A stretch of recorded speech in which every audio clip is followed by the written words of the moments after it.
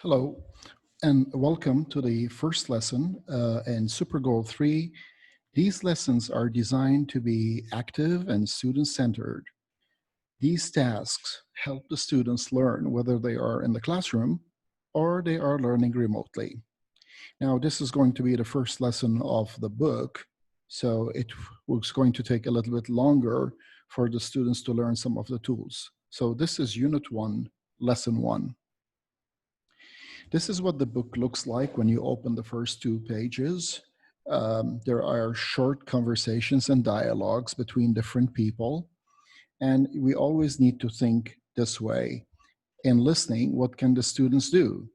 Uh, we can hear an utterance, an inquiry, or an expression and respond to it. Whereas in the speaking, we can utter, inquire, or express for others to respond to. So this is the main goal of this lesson. Now, the opening task, this is for you, the teacher, to know how it works. And remember, if the students do not know how to work on the task, then it's going to be very, very difficult for the students. Now, let's look at some of the parts that we've got here. Now, if you can notice that this is an opening task, I'm not going to take too much time why there is an opening task. However, very briefly, there are some principles that we need to adhere to at the beginning of the classroom. And the first one is the ability to help the students switch from their native language to the target language, which is English. We call that code switching. The second principle that we need to adhere to help the students have a sense of direction of where is this lesson going today. We can tell them the objectives. That doesn't mean they actually heard it and assimilated it. The next principle is heightened attention. It's very difficult to have a classroom full of 25 to 30 students and ensure that everyone's attention is at a very high level. Listen carefully, pay attention, does not really help many of the students. And the last and the most important thing is that the challenge of the first task or the opening task in a lesson has to be designed in such a way that all the students can do it with different levels of challenge, not just those who understand and are good in English. The reason we do this is because if some of the students do not do the first task, they're going to be left out for the rest of the period. So let's look at the instructions.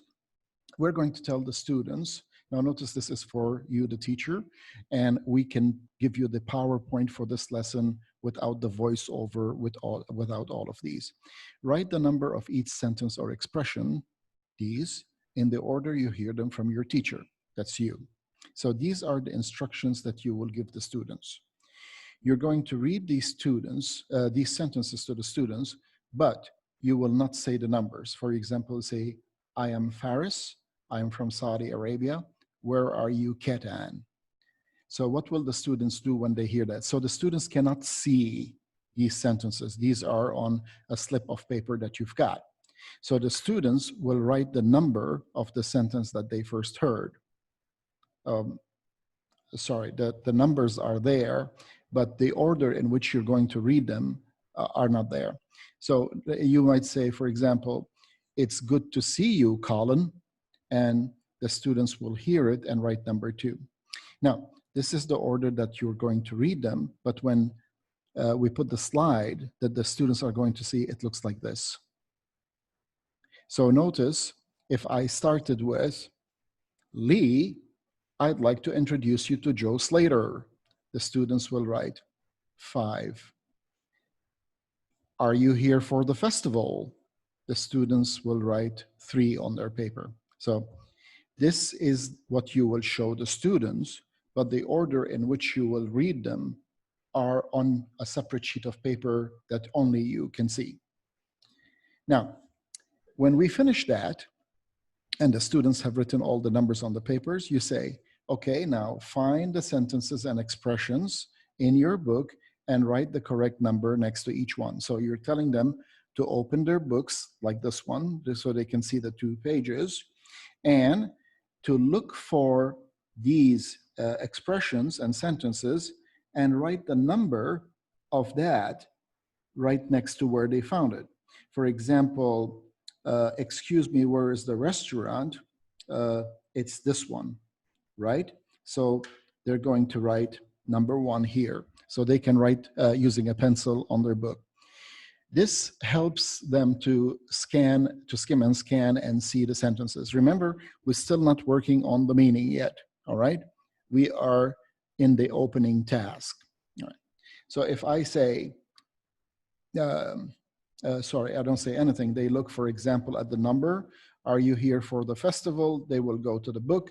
They will find this one, are you here for the festival? And they will write number 3 next to it. And there is a reason for doing that. Now,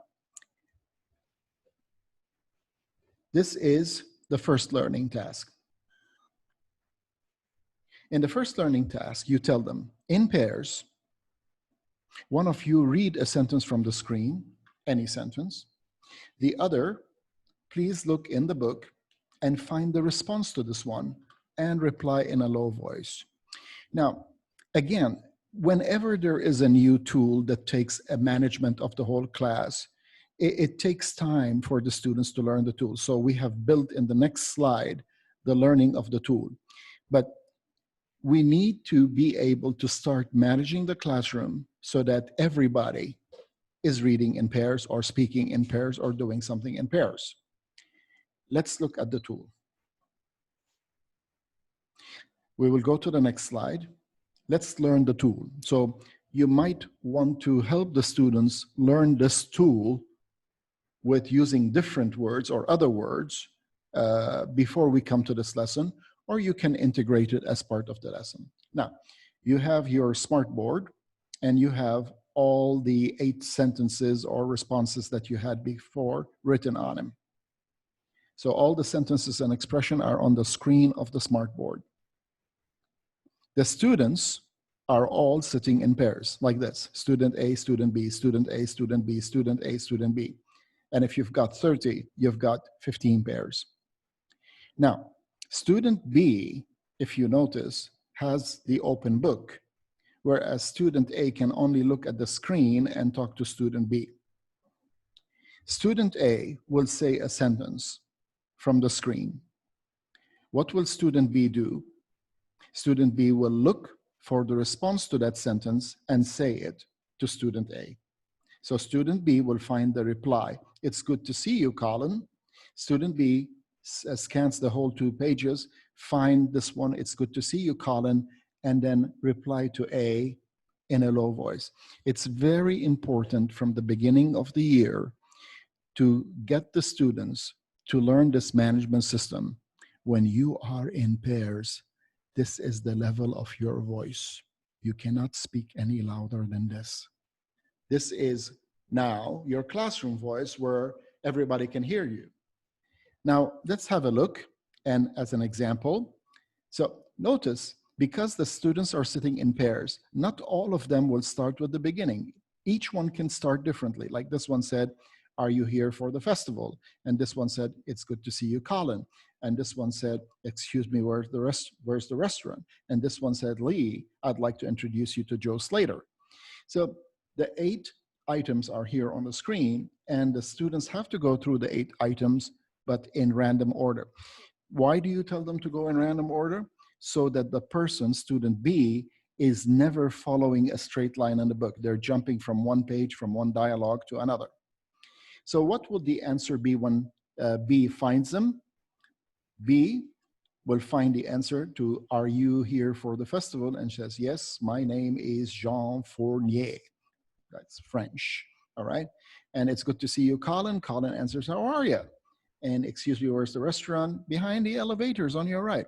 So the student B is finding the response to student's A sentence from the board. I hope that you understand this. It needs a little bit of practice before you go into the classroom as a teacher so that you master it yourself as a tool. Now, we go to learning task number 2.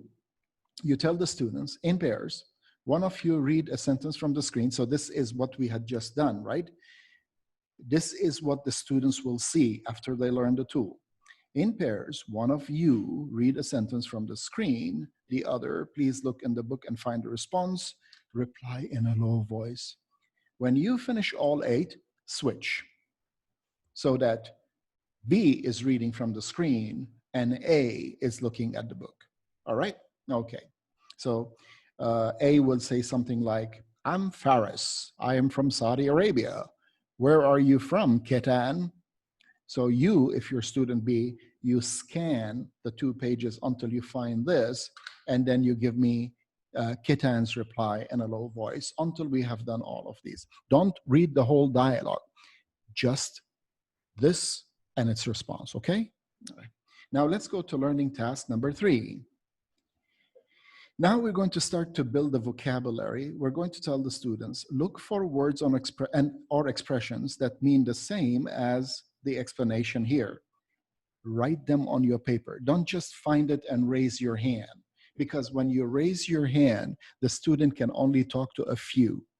If all of them write the answers on their papers, then maybe you can check with a few. But remember, as a teacher, this is what we mean by facilitator. This is what we mean by student-centered. Student-centered means every student, not just the one that you're talking to. And is it active? Yes, it is active. Can it be done remotely? Except for the dialogue part where you need to put them into breakout rooms. And writing them on the paper means that your mind is going to spend some time, not just glance at the word as a meaning or at the statement, but everything. It takes time, and that's learning. So what do you want to find? This is the place I first came into the world as a baby.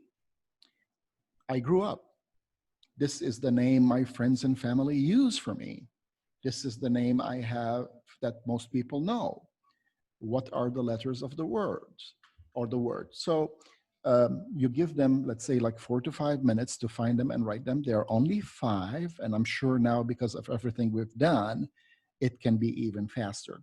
Now, always give a feedback, maybe before or after you ask a few, all right?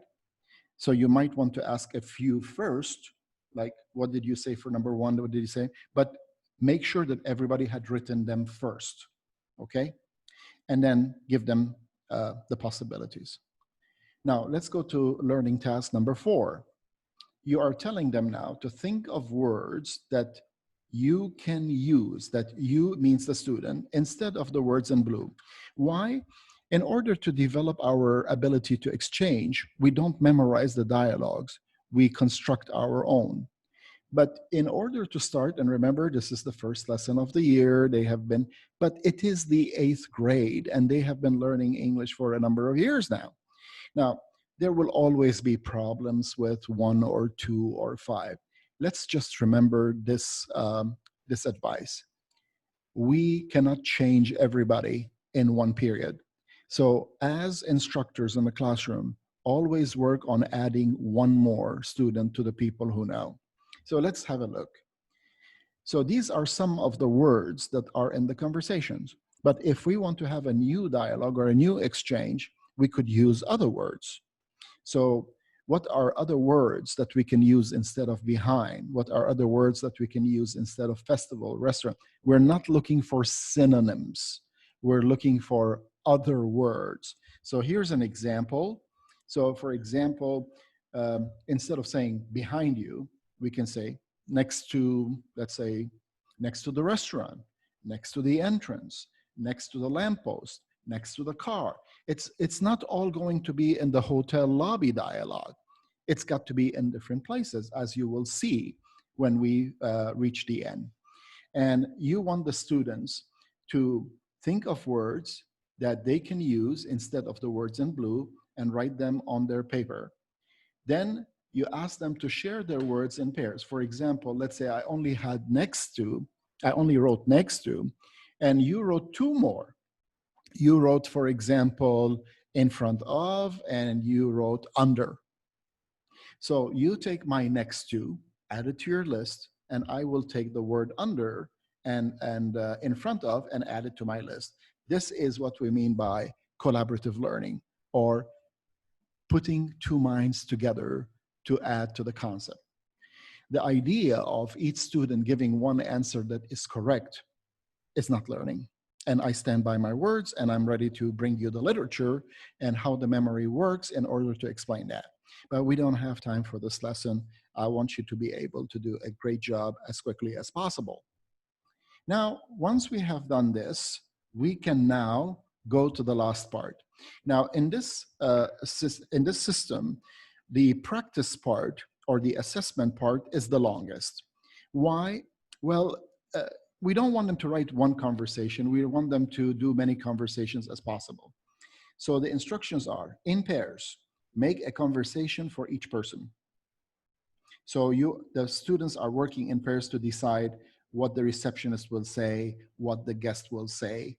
And once they agree, they can modify what's in the book.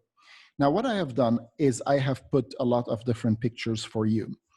You as an instructor, you know what is appropriate for your students, whether we are looking at not only their background knowledge, but their culture, etc.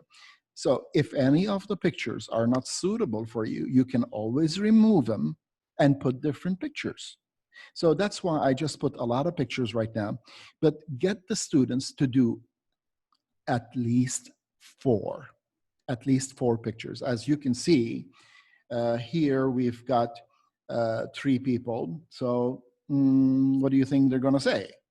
And here we've got, if you think these are appropriate or this one is appropriate, what could they be saying? And what could they be saying? And what could they? So notice I have all these pictures that you can choose the best 4 from. If the students can do all of them, that's even better. But remember how we're going to do it? We're going to talk in pairs. What is this person saying? What is this person saying? Did this person speak first? Did this person speak second? They have got to talk to each other to decide. And of course, they can use the book as a reference. Now, once they agree orally, they write the conversation and the speech balloons. What do you think? All right, I would love to hear your comments. So remember, you can change the pictures to something that is more suitable for the culture, for the class, and for the circumstances, because not all the kids are living in a big city, So we might have to change the pictures for different places or different places of interest, like some of the places I have visited in Saudi Arabia are on the sea coast, and there are restaurants with fish, etc. And there are other places that are in the mountains. It's wonderful, the variety that you can find in the kingdom. So you might want to bring pictures of people that they are more familiar with about what they could be saying. I would like to thank all of you for watching. This is going to go up into the YouTube right now. If you subscribe, you will be able to get a notification when I upload a new lesson. And these are my contact details if you would like to share or to give comments or to talk about it. Thank you very much, and see you.